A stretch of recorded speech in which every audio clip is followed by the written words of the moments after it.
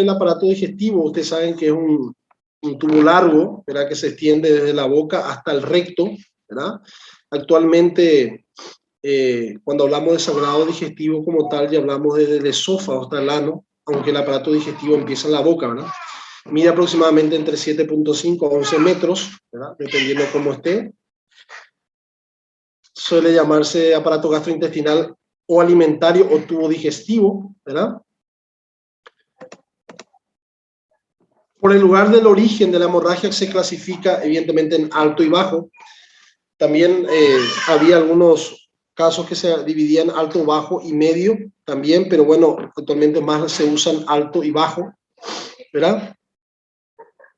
En el caso, por ejemplo, del sangramiento digestivo alto, empieza, como yo le dije, de la boca. Actualmente se dice que no es de la boca, sino desde el esófago hasta el ángulo duodeno-gineural o el ángulo de trace, ¿verdad? Hasta la segunda porción del duodeno. Por eso le digo que hay algunos conceptos que han cambiado. Antiguamente se decía que el sangramiento digestivo alto era desde la boca hasta el ángulo de trace. Actualmente se dice que es desde el esófago hasta la segunda porción del duodeno. ¿Está bien? Eso es solamente para focalizar un poco sobre los diferentes localizaciones que actualmente se han cambiado, ¿verdad? Pero no está mal dicho decir de la boca al ángulo de trace. Sangramiento digestivo bajo, ¿verdad? Es un sangramiento que procede fundamentalmente del colon, evidentemente en 85% de los casos, aunque puede proceder también desde el ángulo duodeno-jejunal o trace hasta el recto, ¿verdad? Evidentemente, el señor y dueño de todo ese sangramiento, principalmente bajo, estamos hablando del colon, ¿verdad? Sangrado, antiguamente se decía sangramiento digestivo, hoy ya se dice sangrado digestivo alto, ¿verdad? Como su concepto, decimos todo que la expulsión al exterior de sangre vertida desde la luz del tracto digestivo, desde la boca hasta el ángulo de trace, o según actualmente se puede decir desde, en este caso, del esófago hasta la segunda porción del duodeno. ¿Está bien? Entonces es muy importante saber eso.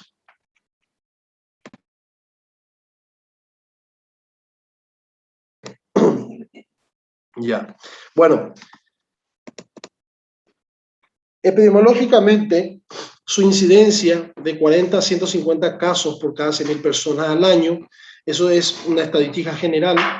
Eventos clínicos aumenta con la edad, mayor de 60 años, tiene una relación de hombre-mujer de 2 por 1, o sea, es más frecuente en varones, más de la mitad de los casos se da en mayores de 60 años, o sea, es una entidad evidentemente más frecuente en los viejitos, ¿verdad? Pero aunque también se ven muchos actualmente en los jóvenes, ¿verdad? Principalmente relacionado con úlcera o gastritis hemorrágicas. La mortalidad evidentemente está relacionada mucho con la edad avanzada, ¿verdad? Y enfermedades concomitantes. Muchas veces esta gente tiene enfermedades que puede concomitar como tumores, en este caso cirrosis y enfermedades respiratorias crónicas. Evidentemente la edad y enfermedades comorbilidades es un criterio importantísimo para hablar de gravedad de los pacientes. En este caso, el sangrado del tracto digestivo alto o el sangrado digestivo alto tiene varias clasificaciones. Nosotros normalmente clasificamos según su evolución en aguda y crónicas, ¿verdad? Según el volumen de la hemorragia, puede ser leve, moderada o severa. Según el sangrado del tubo digestivo también lo podemos clasificar en real y ficticia. Vamos a estar comparando cuándo podemos hacer un diagnóstico diferencial de los sangrados ficticios. Cuando es real, hablamos de evidente y oculta, ¿verdad? Porque a veces hay algunos sangramientos que nosotros vemos y otros que no vemos, por eso se llama evidente y oculta. Y evidente realmente se clasifica en varicial y no varicial. Estas clasificaciones son sumamente importantes y ustedes tienen que dominar. Nosotros primero hablamos sobre la clasificación según su evolución y dijimos que podía ser agudo y crónico, ¿verdad? Agudo, como ustedes saben, son todas aquellas hemorragias súbitas, masivas, que suelen acompañarse evidentemente de hematemesis, melena y hipovolemia. Ustedes saben que la hematemesis no es más que expulsión de sangre, ¿verdad?, a través del tracto digestivo, proveniente evidentemente del sangrado digestivo alto. Y evidentemente melena también es un signo muy importante de los sangrados digestivos altos, donde esa sangre digerida, ¿verdad?, se vuelve negra o negruzca, ¿verdad? Y evidentemente dependiendo del nivel del sangrado puede llevar a una hipovolemia. Crónico, cuando el paciente tiene una lesión que sangra una pequeña cantidad, generalmente son sangres ocultas, que nosotros hablamos de real y ocultas, son normalmente que se puede identificar por el test de Guayaco o sangre oculta en heces fecales, ¿verdad? Y el ritmo de reposición es mayor que la pérdida. Por lo tanto, en ese caso hablamos de cronicidad. ¿Está bien? Según la clasificación de la cantidad de sangrado, que nosotros hablamos entre leve, moderada y severa, ¿verdad? Cuando hablamos de leve, según el ml y el porcentaje, es de 750 a 1500 ml, que representa un 15-25% de la volemia, ¿verdad? Generalmente en los datos clínicos hay ansiedad, respiración entre 20 a 30 por minuto y pulsaciones hasta 120 pulsaciones por minuto, ¿verdad? En este caso, normalmente el sangrado es leve, la moderada entre 25 a 35, ya su pérdida es mucho mayor, evidentemente puede llegar hasta 1750 ml, hasta 1800, ¿verdad? Y en este caso, por ejemplo, la ansiedad, ya puede haber confusión, la frecuencia respiratoria es mucho mayor y evidentemente las pulsaciones también. Ya hay una disminución también de la TA, puede haber ya acompañamiento de, evidentemente, de hipotensión. Y la severa, evidentemente, ya puede llegar de hasta el 60%, ya puede haber una pérdida mayor de 2500 ml, y evidentemente ya hay ya una descompensación, evidentemente, que puede llevar a un shock irreversible, ¿verdad? Acá está la otra clasificación que dijimos también, entre real, ¿verdad? Que en este caso puede ser real o ficticia, ¿verdad? Evidentemente, cuando hablamos de real, cuando hay hematemesis, nosotros ya dijimos que hematemesis no es aquel sangrado que viene del tracto digestivo, casi siempre es rutilante, ¿verdad? Evidentemente a veces se puede confundir, ¿verdad? Con aquellos alimentos, dependiendo del alimento que tenga, que puede tener un vómito y puede simular, evidentemente, sangrados, que a eso hablamos de ficticia. La melena también es algo real, evidentemente usted ve a través cuando el paciente defeca o el paciente puede escribir, o evidentemente se puede hacer un tacto o un toque rectal para confirmar la melena. La hematoquesia, evidentemente, es la expulsión de excremento de sangre roja cuando existe un peristaltismo elevado. O sea que las heces fecales vienen mezcladas, evidentemente, con las heces fecales. Generalmente la hematoquesia están relacionadas con sangramiento digestivo bajo. La hematemesis y la melena están relacionados con los sangramientos digestivos altos. ¿Está bien? Ficticia, porque la ficticia hay que hacer diagnóstico diferencial con la hemoptisis. Ustedes saben que la hematemesis es el sangrado que viene del tracto digestivo y hemoptisis es aquel sangramiento que viene a través de las vías respiratorias. Evidentemente la hemoptisis siempre viene precedida de tos, el paciente va tosiendo y cuando tose el paciente, evidentemente el paciente expulsa casi siempre un coágulo de sangre. ¿Está bien? Quería preguntarle algo, doctores. ¿Alguien está filmando o está grabando esta clase? Porque a mí se me olvidó de grabar. Después me pueden pasar la grabación, por favor. Ya, la clase pasada vos grabaste también, doctor. Pásamela, por favor. Y eso voy a poner en el... Pues yo grabé en la nube, parece que fue en la nube y no estoy consiguiendo bajar eso. Pásame para que yo pueda poner el link. Ya, perfecto, perfecto, muchas gracias.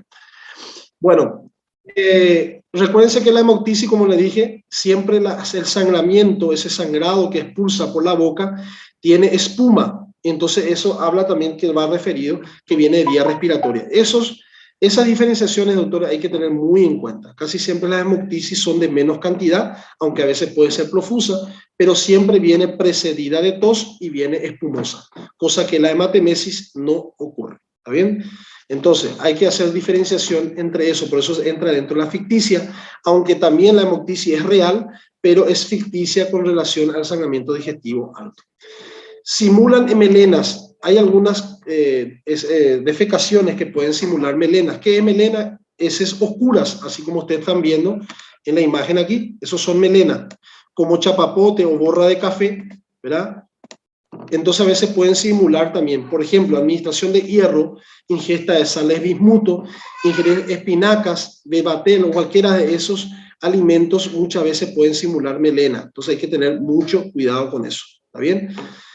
Simulan también hematoquesia que puede presentar después de comer remolacha. Eso hay muchos pacientes que nosotros tuvimos, pacientes después de ingerir remolacha en grandes cantidades, dice que tuvo sangramiento. Los pacientes van con mucho miedo, dice que sangró en grandes cantidades y muchas veces son evidentemente la consumición de esos colorantes, de esos alimentos que tienen grandes cantidades de colorantes, por ejemplo, la remolacha.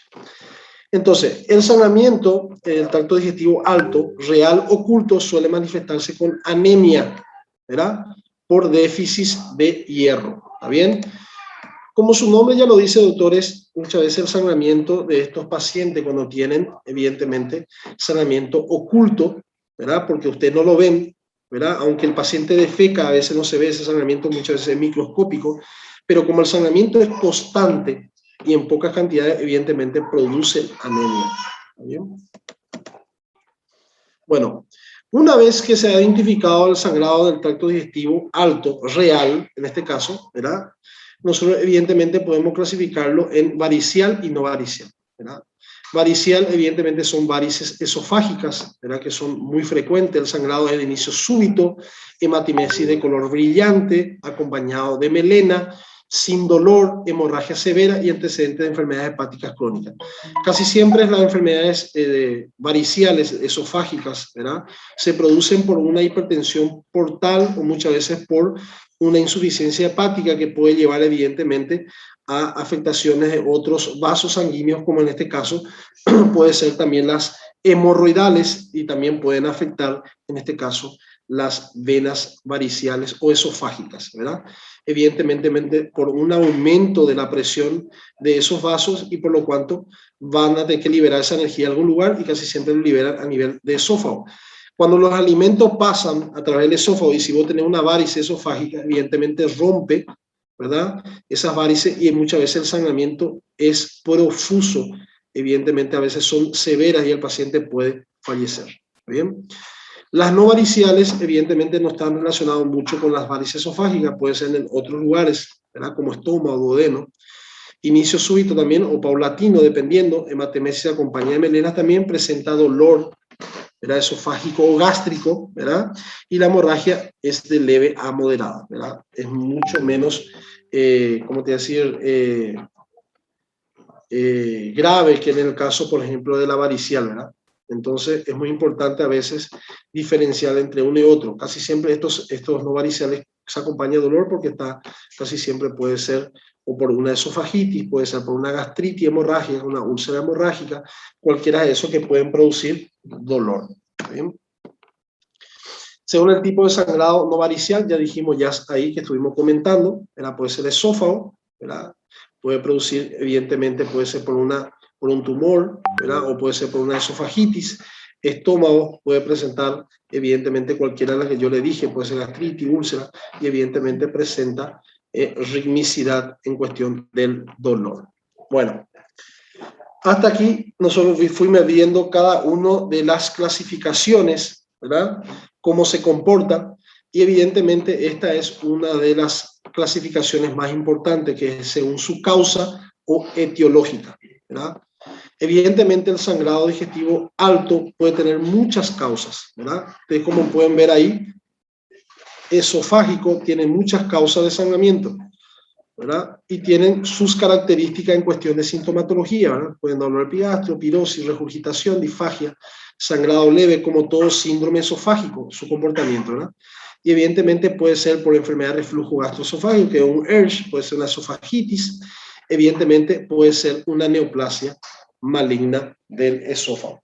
Gastroduodenales, diferentes tipos, como ya dijimos, úlceras pépticas sangrantes, gastritis hemorrágica, cáncer gástrico, desgarro de Mallory-Weiss, ¿verdad? Que es un desgarro de la unión gastroesofágica cuando se rompe una parte de las venas, a ese nivel casi siempre es autolimitada, y también puede haber lesiones vasculares como arteriales, como la angiodisplasia y la lesión de Dialafoy, que es parecido al desgarro de Mallory-Weiss, pero la lesión de Dialafoy es mucho más grave porque es arterial. O sea, ustedes pueden ver que las causas de sangrado digestivo pueden ser varias, ¿verdad? Puede ser tanto esofágica como gastroduodenales, ¿está bien? Y ahí te habla de cada uno de sus características, cuál es su comportamiento. Bueno, acá está un poco la diferencia entre hematemesis y hemoptisis, que yo ya le había hablado un poquito sobre eso. La hemoptisis es expulsión con tos, eso ya le dije que va precedida de tos. La hematemesis es expulsada con los vómitos. La hemoptisis es un color rojo, rosado y espumoso, ya le dije que lleva espuma, porque viene de vía respiratoria.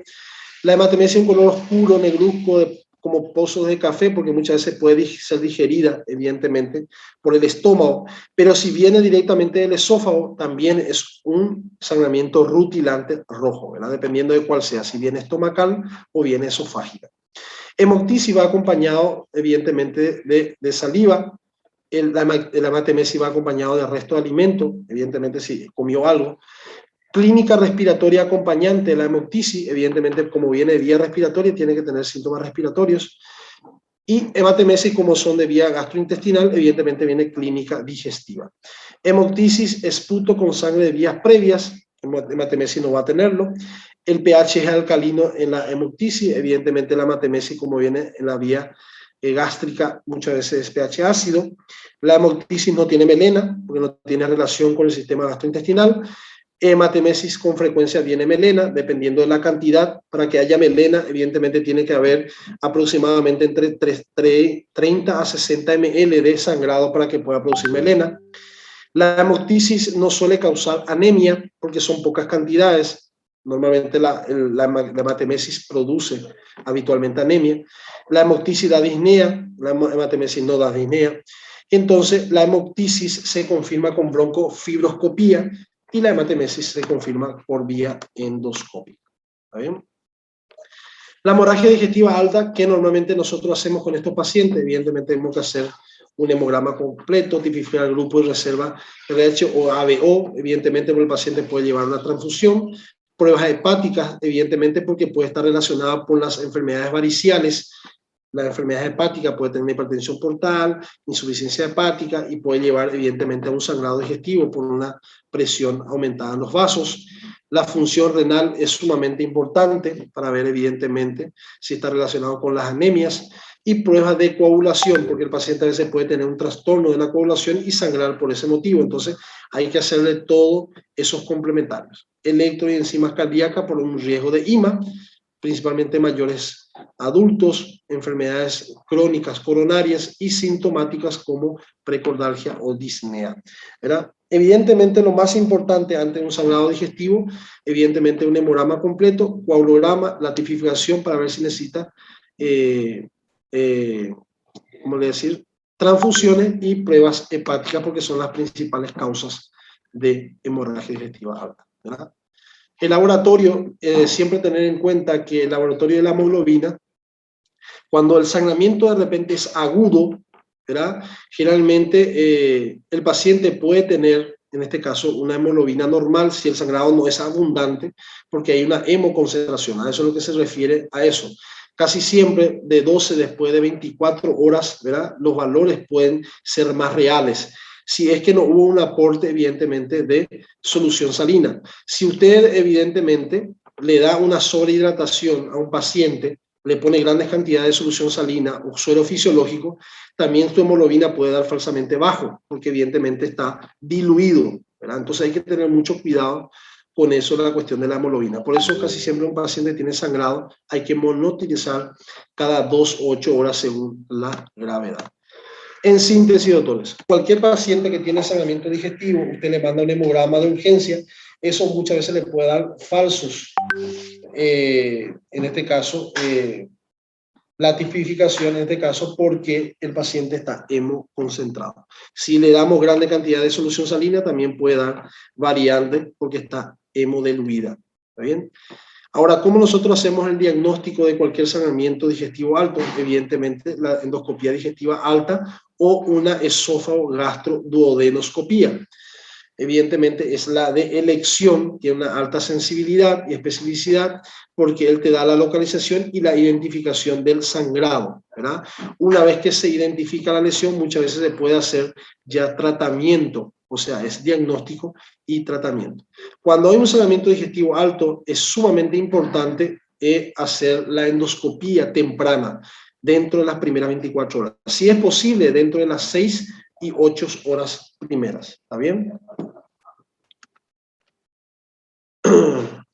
La hemorragia digestiva alta, nosotros normalmente los clasificamos según la clasificación de Forrest. Usted tiene que saberse esta clasificación, ¿verdad? Él se divide según los tipos, ¿verdad? El sangrado puede ser activo, reciente o sin sangrado. Si es activo, se clasifica en 1A y 1B. El 1A es en jet o a chorro. Ustedes ven, evidentemente, que sale en grandes cantidades el sangrado. Él tiene un porcentaje de 90% de resangrado. Por eso es que es importante hacer esta clasificación de Forrest endoscópica. Una vez que usted entra al endoscopio, usted va a ver si él está activo o está reciente o sin sangrado. Si él está activo, hay dos tipos, como dijimos, en jet o en NAPAC o babeante, ¿verdad? Empieza a babear. Quiere decir que él tiene un resangrado de 20 a 30%. Vamos a ver que usted solucionó el problema. Entonces tiene esa posibilidad de resangrado. Por eso es importante hacer la clasificación de Forrest. Reciente es que tuvo el sangramiento y él se pudo autolimitar, que puede ser 2A, 2B y 2C. 2A se ve el vaso visible, pero no está sangrando. El 2B es un coágulo rojo ya adherido, evidentemente paró. Y 2C, un fondo ulceroso hemático, ¿verdad? De acuerdo a eso tiene su porcentaje de resangrado. Y sin sangrado ya sería el tipo 3, ya lesión limpia, sin estigma de sangrado. Este tipo de clasificación, doctores, ustedes tienen que saberle y yo pregunto en el examen. Aquí ustedes van a ver la diferencia. Nosotros ya habíamos hablado del activo que es 1A. Se ve de esta manera, como ustedes ven en jet o en chorros.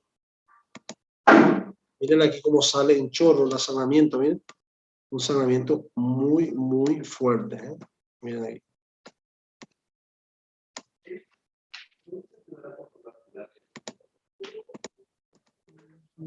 El 1B, mira como ustedes están viendo, en forma de baba, pero el sangramiento evidentemente es activo. Acá está el 2A, usted ve, hay evidentemente estigma de sangrado reciente, ¿verdad? Pero ya no se ve ese vaso visible, pero evidentemente está todavía sangrando. Acá está otro sangrado reciente con coágulos adheridos, como ustedes ven ya hay coágulos. Muchas veces esos coágulos no se sacan, evidentemente se saca, vuelve a sangrar. Sangrado reciente con fondo ulceroso hemático, como ustedes están viendo. El tipo 3 sin sangrado, lesión limpia sin estigma de ella. Evidentemente siempre hay que mandarlo, biopsiar estas lesiones que ustedes están viendo, porque puede ser un carcinoma o puede ser un adenocarcinoma in situ. ¿Está bien?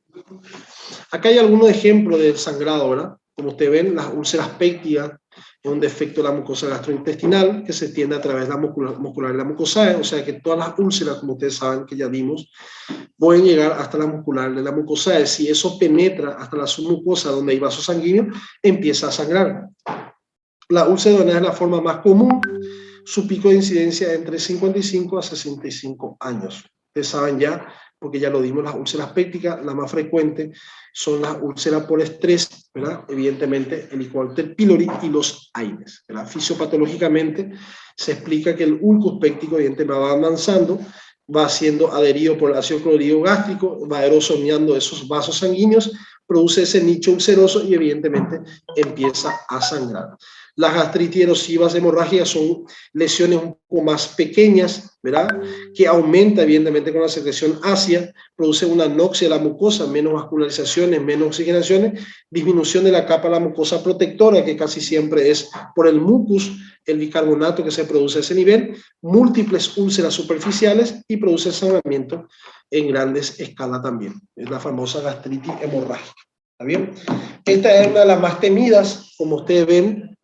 Evidentemente, miren cómo se ve, miren estos vasos en el esófago, inmenso, ¿verdad?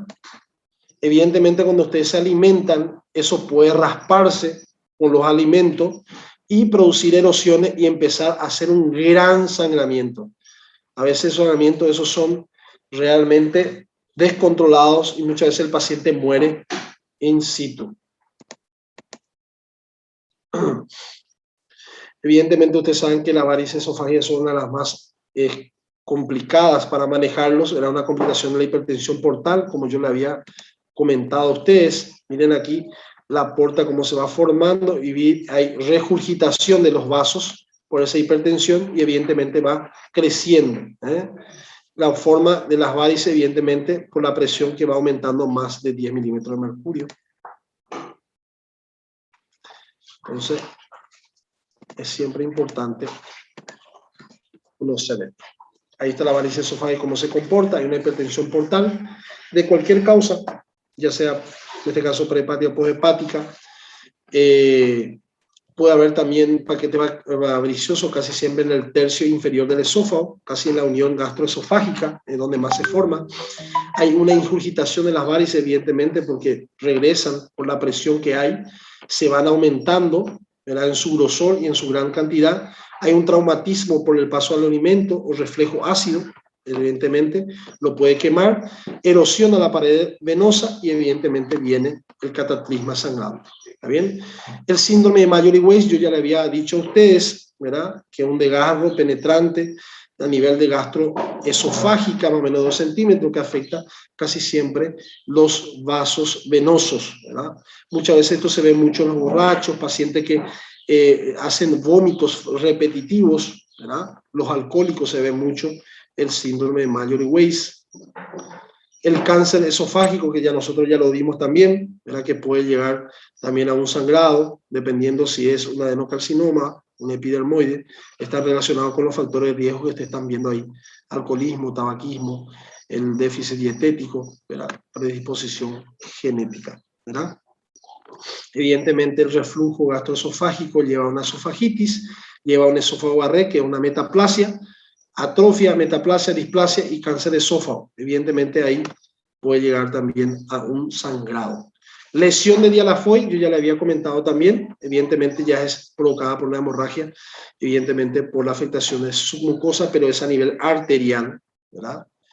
Casi siempre estos se localizan dentro de la unión también gastroesofágica, ¿verdad? Muchas veces hay que intervenir por vía endoscópica para mejorar, evidentemente, este sangrado, porque a veces es incontrolable en este caso, su sangrado.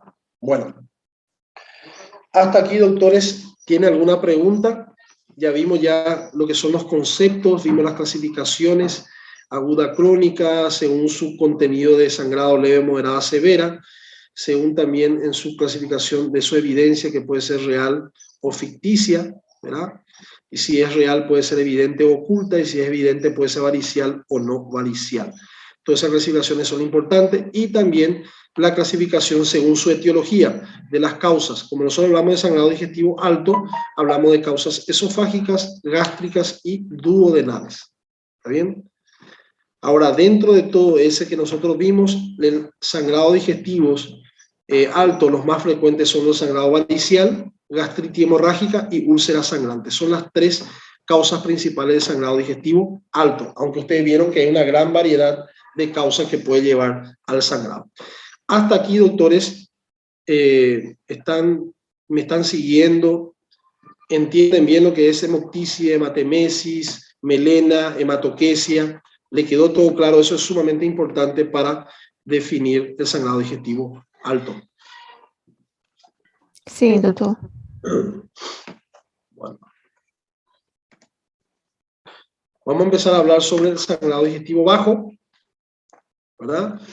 Como ustedes saben, igual que el alto, una expulsión del exterior de sangre vertida a la luz del tracto digestivo desde el ángulo de Trace hasta el ano. Cualquiera de esas localizaciones, evidentemente, puede dar un sangramiento digestivo bajo. Representa entre un 20 al 30% de las hemorragias digestivas. Evidentemente, el alto representa entre un base de 80 a 70%, o sea, es más frecuente el alto que el bajo. Cerca del 80% cesan espontáneamente. Evidentemente los sangrados digestivos la mayoría son autolimitados, o sea, se resuelve solo, ¿verdad? La incidencia incrementa evidentemente con la edad, se ve mucho en pacientes mayores de edad. El sangramiento digestivo alto se ve más en personas jóvenes, el sangramiento digestivo bajo se ve más en personas adultas. Está más relacionado con el sexo masculino, menor repercusión hemodinámica comparada con la hemorragia digestiva alta, ya habíamos hablado de eso. Como el sangramiento digestivo bajo es más autolimitada, él se resuelve solo, evidentemente no produce mucho compromiso hemodinámico. Evidentemente, a excepciones, porque evidentemente hay algunos que producen que pueden hasta matar al paciente. Causas de origen principalmente colónico, habíamos dicho eso, o sea, desde el ángulo de trace hasta el colon, el 80% presenta de los sangramientos es principalmente en colon, eso tienen que entender, y la mortalidad es cerca del 23% en las severas, exclusivamente, severas. O sea, a pesar de que el paciente está mal por el sangramiento, solo 23% de estos pacientes mueren. ¿Verdad? La hemorragia del tubo digestivo bajo, él se presenta de forma de hematoquesia, rectorragia, porque viene del recto, o colorragia, ¿verdad? Principalmente, ¿verdad? Su forma de presentación. De forma general se puede decir enterorragias, ¿verdad? Las enterorragias son aquellos sangramientos que vienen del tubo digestivo bajo, ¿verdad? Cualquiera sea. Si viene del recto se le dice rectorragia, si viene del colon, colorragia, y así sucesivamente. Dijimos que el sangramiento digestivo alto, su forma de presentación es la hematemesis y la melena, principalmente. En el caso del sangramiento digestivo bajo, es la enterorragia y la hematoquesia. La enterorragia puede ser, dependiendo de dónde sea la enterorragia, puede ser rectorragia o colorragia. La hematoquesia es aquel sangrado que viene mezclado, las heces fecales, ¿con quién? Con la heces fecal. El sangramiento viene mezclado con la heces fecal. Eso es hematoquesia. Cuando la caca sale y el sangramiento sale aparte, eso quiere decir que el sangramiento está cerca del recto o anorrecto, porque no está mezclado. Si está mezclada las heces fecales con el sangrado, entonces quiere decir que el sangramiento es un poquito más alto. Puede ser a nivel del colon, de cualquier parte, puede ser hasta intestino delgado como yeyuno, ilio. ¿Está bien? Etiología más frecuente en las hemorragias digestivas bajas, ¿verdad? Como ustedes ven, intestino delgado es un 10%. Entre esas ustedes ya conocen, evidentemente, las más frecuentes, la enfermedad de Crohn, que puede producir angiodisplasia de cualquier tipo. La angiodisplasia puede ocurrir en cualquier parte del tubo digestivo. Divertículo de Meckel, ¿verdad? Neoplasias y fístula aortoentérica, que evidentemente es muy, muy grave, pero bueno, son raras. Colon recto representa el 80%. Los divertículos, la enfermedad diverticular, una de las complicaciones es la hemorragia. Evidentemente la angiodisplasia se ve mucho en los viejitos, enfermedades inflamatorias como la colitis, en este caso ulcerativa puede llevar a eso, neoplasia de cualquier tipo, isquemias también pueden llevar, evidentemente, por ejemplo, una trombosis mesentérica inferior puede llevar a eso, evidentemente puede llevar también a un sangramiento, colitis actínica o infecciosa, ¿verdad? Las colitis actínicas se pueden ser por radioterapia, en este caso a veces puede afectar, infecciosas de diferentes tipos, las colitis infecciosas, y evidentemente la enfermedad hemorroidal, ¿verdad? Las hemorroides o también pueden ser las fisuras anales, pueden llevar al sangramiento digestivo bajo. Las afecciones anorrectales como fisura y hemorroides son una de las principales causas de sangramiento digestivos en pacientes jóvenes, ¿verdad? Y evidentemente las neoplasias y las angiodisplasias y divertículos más en pacientes adultos. Acá está según la edad del paciente para orientar el diagnóstico, ¿verdad? Todo paciente menor de 45 años siempre se piensa que puede ser pólipos, ¿verdad? Una de las más principales, o divertículo de Meckel si es que el paciente tiene. De 45 a 60 años, lo más frecuente finalmente es angiodisplasia, enfermedad diverticular, ¿verdad? Y los tumores de colon. Cualquiera de esos son uno de los más frecuentes. Mayor de 80 años viene en primer lugar la angiodisplasia y la enfermedad diverticular en este caso.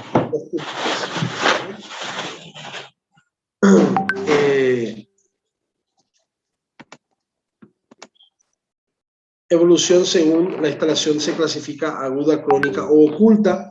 Nosotros ya habíamos hablado un poco de esa clasificación arriba. Las agudas son hemorragia menos de 3 días de duración, ¿verdad? Las crónicas, pérdida de sangre continua de varios o semanas, y ocultas son aquellas que no se puede ver evidentemente macroscópicamente, ¿verdad? Puede ser un tumor de colon, o la forma de presentación, por ejemplo, del lado derecho, generalmente puede dar evidentemente tumores ocultos, ¿verdad? Evidentemente todo esto va a depender de la patología que se produce. Evidentemente la anamnesis y el cuadro clínico te va a guiar de cuál podría ser el sangramiento. Cuando hay dolor abdominal con sangramiento digestivo bajo, uno tiene que empezar en enfermedades inflamatorias intestinales, ¿verdad? Como enfermedad de Crohn, puede ser colitis, o isquemia mesentérica, ¿verdad? En este caso puede ser una trombosis mesentérica superior e inferior. Evidentemente la superior es mucho más grave, ¿verdad? La ausencia de dolor y tiene sangrado veces está relacionado con la angiodisplasia y diverticulosis. Recuérdense que la enfermedad diverticular, la diverticulitis no es la que lleva al sangrado, sino los divertículos o la diverticulosis es la que puede llevar al sangrado. Por eso tiene ausencia de dolor con sangramiento, hay que pensar en angiodisplasia y diverticulosis. ¿Está bien? Constipación no habitual o pérdida de peso, el paciente tiene dificultad para defecar, ¿verdad? Con sangrado, ¿verdad? Con pérdida de peso, uno tiene que pensar en neoplasia. Constipación, dolor rectal, mancha en gota de sangre, ¿verdad? No se mezcla esa heces fecal, hay que pensar en hemorroides y fisuras, en este caso, anales. ¿Está bien? Muy bien. Acá nosotros siempre decimos que todo paciente que tenga sangramiento digestivo bajo lleva al tracto rectal, ¿verdad? Eso lleva y tiene que examinarse también la región, evidentemente, región anorrectal. Siempre hay que revisarlo, ¿verdad? Y evidentemente nos da una guía a nosotros de cómo es.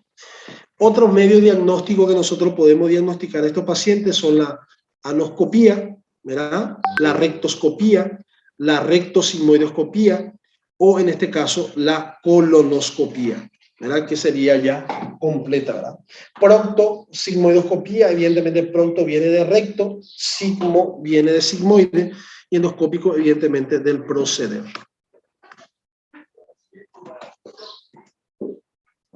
La fibrocolonoscopía evidentemente es completa hasta la última porción o la primera porción del colon, que sería el ciego, hasta las últimas porciones en este caso del ilio. ¿Está bien?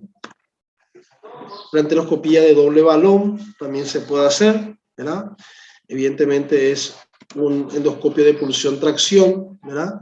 Avanzada del intestino hinchado, deshinchado con los balones y ahí se va entrando, evidentemente. Y ese enteroscopio muchas veces produce también además de diagnóstico, también se puede hacer el tratamiento. Por ejemplo, si está sangrando una parte, se puede coagular. Si tiene un pólipo sangrante, se puede hacer una polipectomía y evidentemente una esclerosis o biopsia si es un tumor, ¿verdad? Por eso generalmente se hace la colonoscopía de doble balón. Muchas veces, ¿qué pasa? Nosotros, la colonoscopía, él llega hasta el ciego, hasta finales del ilium, y la endoscopía superior llega hasta el duodeno. Pero tenemos una porción que no vemos, no podemos llegar, que es prácticamente el yeyuno ilio, que ahí puede haber sangramientos y a veces nosotros no podemos llegar hasta esos lugares. Entonces se dan las cápsulas endoscópicas, ¿verdad? Donde el paciente evidentemente lo consume como si fuera una pastilla y esa cápsula va emitiendo imágenes y fotos del tubo digestivo y se puede identificar dónde está el sangrado en estos casos, ¿está bien? Y después el paciente evidentemente defeca y esa cápsula se pone en un aparato informático para poder ver las imágenes, ¿está bien? Aquí hablamos de las enfermedades más comunes que nosotros ya habíamos dicho y ya habíamos hablado al inicio, que es la enfermedad diverticular, la diverticulosis en este caso, colónica, ¿verdad? Representan grandes cantidades de sangramiento digestivo, ¿verdad? Muchas veces ellos pueden ceder espontáneamente, pero muchas veces también no. Nosotros ya hablamos de ellos también, ¿verdad? Los diverticulitis, en este caso colónica, inflamación del divertículo, erosión de la mucosa, ruptura de pequeños vasos y sangrado, ¿verdad? Como ustedes ven, cómo puede sangrar los divertículos, ¿verdad? Acá se ve la diverticulosis colónica por un estudio de contrastado de colon. Ustedes se dan cuenta de la gran cantidad de divertículos que puede haber.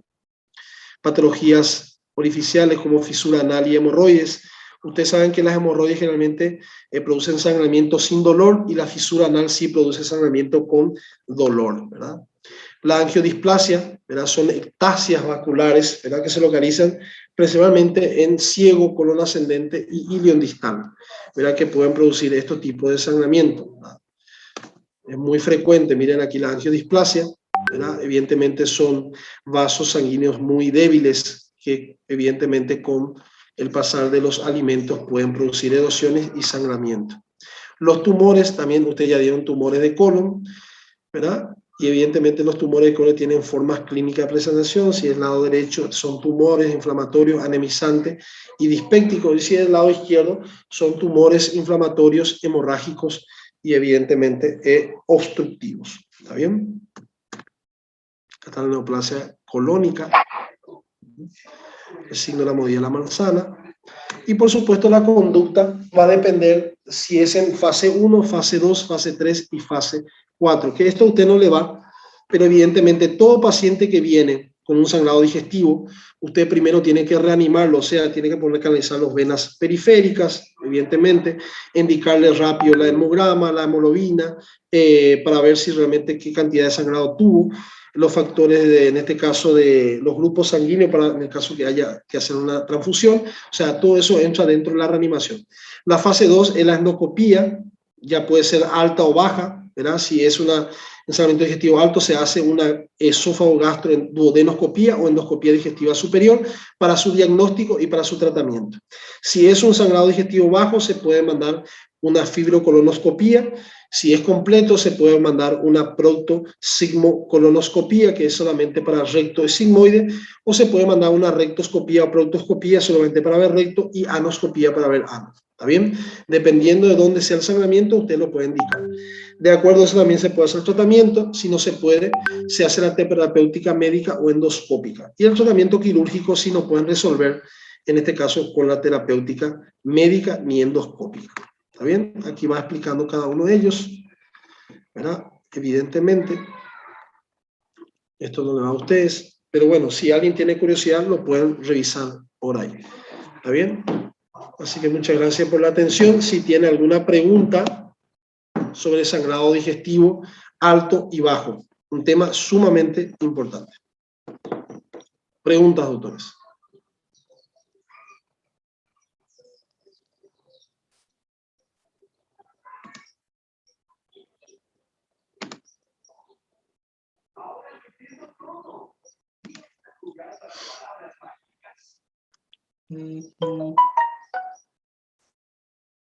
Bueno, doctores, si no tienen una pregunta, bueno, me despido. ¿Está bien? Muchas gracias por la atención y que tengan una buena semana. Gracias, Doctor. doctor. Buen fin de semana. Hasta luego, doctor. Buen fin de semana.